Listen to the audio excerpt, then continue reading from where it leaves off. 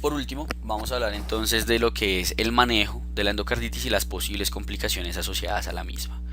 En cuanto al manejo, lo que hay que tener en cuenta es que, como habíamos dicho, sí o sí hay que dar antibióticos bactericidas a concentraciones óptimas y sí o sí van a ser por vía intravenosa.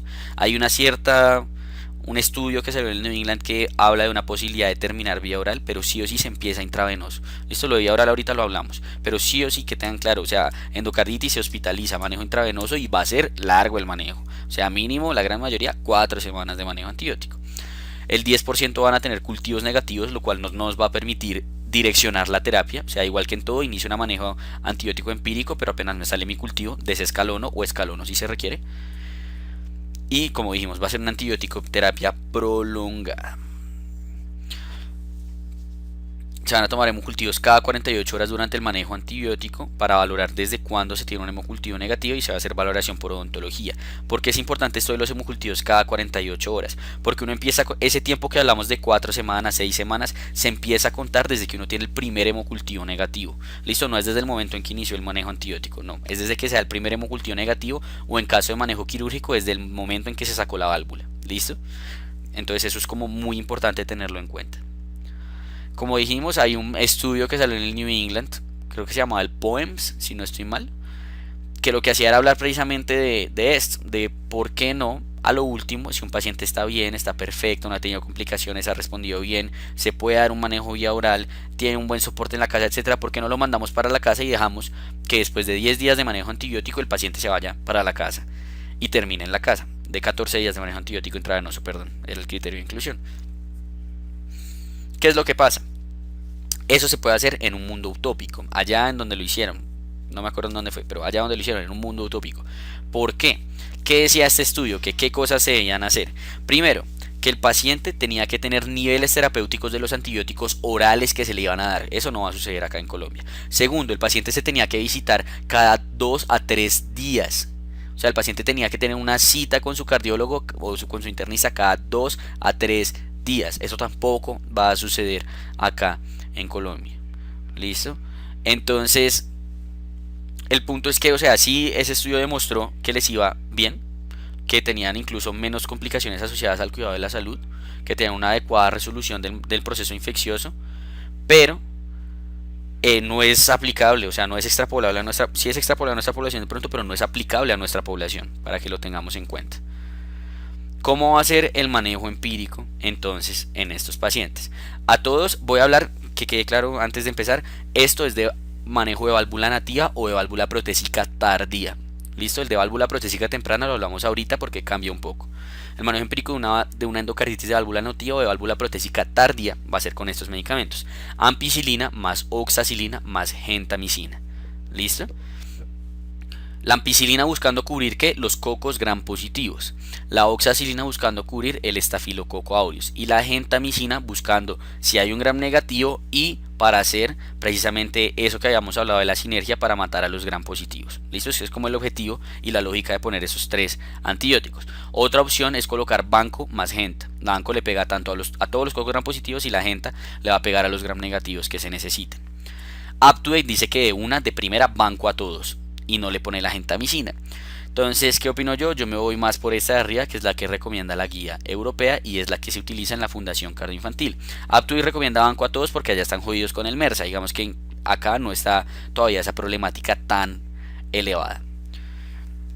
Entonces nos podemos ir con Ampioxagenta. O si hay riesgo de MERSA, si uno tiene riesgo de MERSA, paciente que está colonizado previamente con MERSA, manejo antibiótico previo, etcétera, pues se puede poner banco Genta. Listo, pero idealmente adicionar la gentamicina.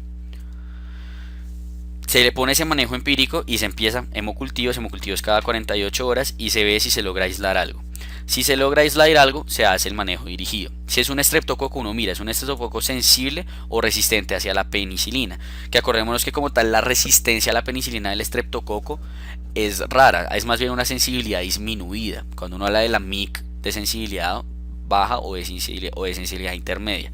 Entonces si es sensible, es el único caso en el cual uno va a poder utilizar o va a poder dar manejo por 2 semanas si se le asocia el aminoglucosio. Penicilina cristalina más aminoglucosio por 2 semanas por esa sinergia que hace el aminoglucosio con el beta-lactámico para matar a los gram positivos que habíamos hablado en la tutoría de antibióticos.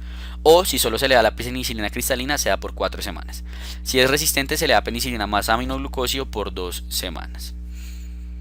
Solo que aquí lo que cambia es, no les puse las dosis, las pueden buscar en la guía europea. La penicilina va a ser una dosis mucho más elevada de la que se da acá. ¿Listo? Si es un estafilococos y es meticilino sensible, se le da oxacilina por 4 a 6 semanas. Y si es MRSA, pues se le da vancomicina más rifampicina por 4 a 6 semanas. La rifampicina no es porque me ayude o porque mate al MRSA, sino porque la rifampicina se utiliza contra un manejo antibiofilm. ¿Listo? Se ha visto que el adicionar una rifamicina como tal al manejo antibiótico de los patógenos que hacen biofilm mejora y ayuda con el clareamiento o el barrido, por así decirlo, y la eliminación de la vegetación, porque la rifampicina evita la formación del biofilm por las bacterias. Entonces por eso se le ponen un MRSA. Banco más rifampicina por 4 a 6 semanas. Si es un enterococo, usualmente se va a poner ampicilina más ceftriaxona. Acordarse aquí que las cefalosporinas, más bien los enterococos, son intrínsecamente resistentes a todas las cefalosporinas. Sin embargo, esta combinación se dieron cuenta que es muy útil porque la ampicilina, de pronto me confundo en el número, pues es la PBP3 y la PBP5. Si no estoy mal, la ampicilina inhibe a la PBP3 y la ceftriaxona, a pesar de no tener una concentración intracitoplasmática adecuada, inhibe a la PBP5. Y esas son las dos PBPs que se encargan de la producción de la pared celular del enterococo.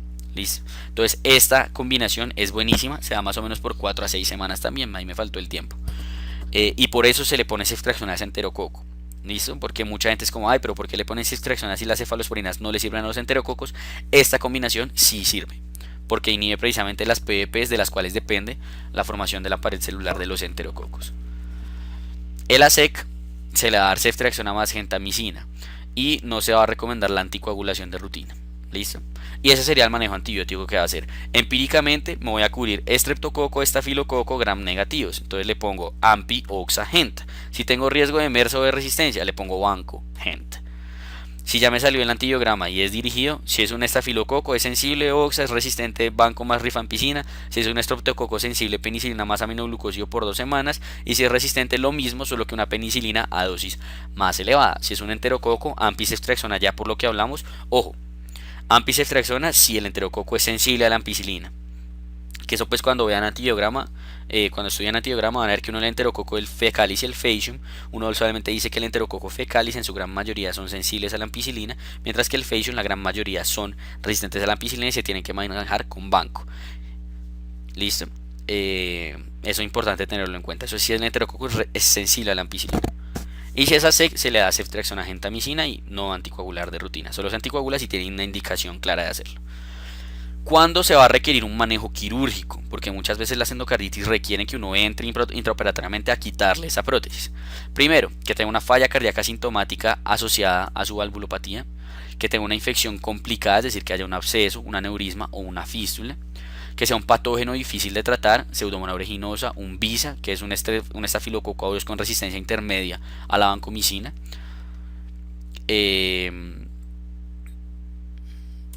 El MRSA no cuenta como patógeno difícil, es lo que quiere decir ese no estafilococo aureus. ¿Listo? Una infección persistente, es decir, que lleve más de 7 días con hemocultivos o con fiebre, o que tenga un riesgo elevado de embolización, que se dice que es una vegetación mayor a 10 milímetros con valvulopatía o un episodio embólico, o solo la vegetación mayor a 15 milímetros. ¿Listo? Entonces básicamente si se complica más o menos hay que operarlo, y si tiene una falla cardíaca sintomática, que es la causa más común por la cual se opera, pues se entra y se le hace un reemplazo valvular. Si tiene una endocarditis de válvula derecha, la cirugía va a ser infección persistente, que son los mismos 7 días con hemocultivos o con fiebre, una vegetación mayor a 20 milímetros asociada a un embolismo pulmonar, falla cardíaca sintomática, que pues es una redundancia, ¿no? La falla cardíaca necesita síntomas. Y ya, digamos que serían las indicaciones quirúrgicas. Por último, antes de las complicaciones, me voy a adelantar un poco para hablar de el manejo de la válvula. Creo que aquí se acaba así. El manejo de la válvula protésica. ¿Listo? La válvula protésica, como dijimos, se divide usualmente en temprana y en tardía con la división del año. Algunos la dividen en temprana e intermedia, pero lo importante es ese año. ¿Por qué? Cuando pasa el año se cree que la válvula ya se ha epitalizado, especialmente si es una válvula biológica. Si es una válvula, digamos, mecánica, esto no aplica tanto y se suele manejar todos como si fueran temprana. Pero una válvula biológica tardía, o sea más de un año, ya suele haber una epitelización y eso genera que la etiología sea similar a la de la válvula nativa. Por el contrario, si la válvula protésica es temprana, tiene menos de un año de haber sido colocada, no se ha epitelizado y hay una mayor probabilidad de que los patógenos causantes sean aquellos que tengan predisposición a unirse a las prótesis, sobre todo Staphylococcus epidermidis. ¿Listo? Entonces va a cambiar el manejo que se va a utilizar. El manejo empírico, en caso de ser temprana, ya dijimos que si es tardía se va a manejar como lo que vimos ahorita. Si es temprana, el manejo empírico va a ser banco, más genta, más rifampicina. La vancomicina para cubrir el gran positivo, sobre todo el epidermidis, que sabemos que más del 80% tienen MEC-A. La gentamicina por si tiene un gram negativo. Y la rifampicina para hacer el manejo contra el biofilm. Y si es severa, considerar un antiseudomónico, porque en cierto modo tiene un riesgo, porque pues se le colocó una válvula protésica, y si es como muy temprana, de pronto fue algo que se le pegó en el hospital. Entonces considerar de pronto un antiseudomónico. Y el dirigido va a ser exactamente igual a lo que vimos anteriormente. Si le sale un estreptococo, penicilina más aminoglucosio, etc., lo único que va a cambiar es que si le sale un estafilococo aureometicilino sensible, se le añade la rifampicina, que en el caso de la válvula nativa solo se le daba oxa. Aquí se le añade la rifampicina y la gentamicina, perdón, las dos cosas. Eso es lo que va a cambiar en el dirigido. ¿Listo? Y lo que dijimos, si es tardía se va a manejar exactamente igual a la nativa. Ahora sí, ya habiendo salido como tal del manejo, vamos con las complicaciones. Las complicaciones van a ser la causa más común de indicación quirúrgica en endocarditis, ya lo mencionamos, sobre todo esa falla cardíaca. Las complicaciones van a ser comunes, 57% de los pacientes van a tener una complicación, 26% 2 y 8% incluso 3. Y existen diversos factores de riesgo, como por ejemplo la infección por el estafilococo aureus.